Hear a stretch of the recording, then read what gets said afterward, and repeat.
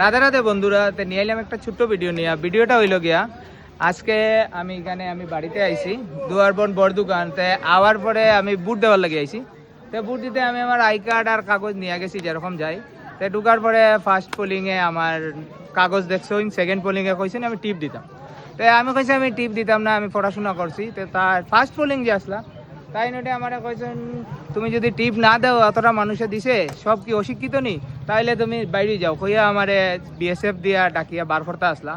তো তখন যাই হোক ফার্স্ট প্রিসাইডিং যে আসলা, প্রিসাইডিংয়ে তান্ডে বুঝাইছেন সব কিছু করিয়া, কিন্তু আমার জোর জবরদস্তি করিয়া টিপ ল হয়েছে। এই যে টিপ ল হয়েছে, তা আমি ইলেকশন কমিশনের কাছে এটা জানতে চাই যে এটা কি বাধ্য নি যে বুট দিতে হইলে টিপ দিতে হইব? আমরা পড়াশোনা জানিয়ে যদি টিপ দিতে হয় তা হইলে আমরা মোদিয়ে ফেনে কইরা যে পড়াশোনা করো, শিক্ষিত হওয়ার লাগে কি লাগে খোয়া হওয়ার, এটা আমার একটু বুঝাইয়া কইও।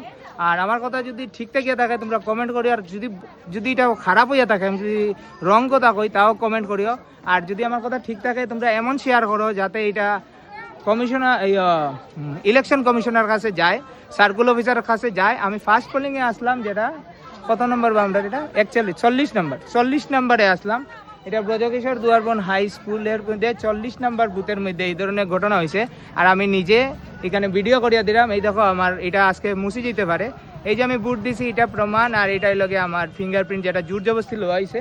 তো এটা কি ঠিক করা হয়েছে তোমরা আমার জানাইও কমেন্ট করিয়া। Tata bye bye, next comment দেখবার রেডি থাকি।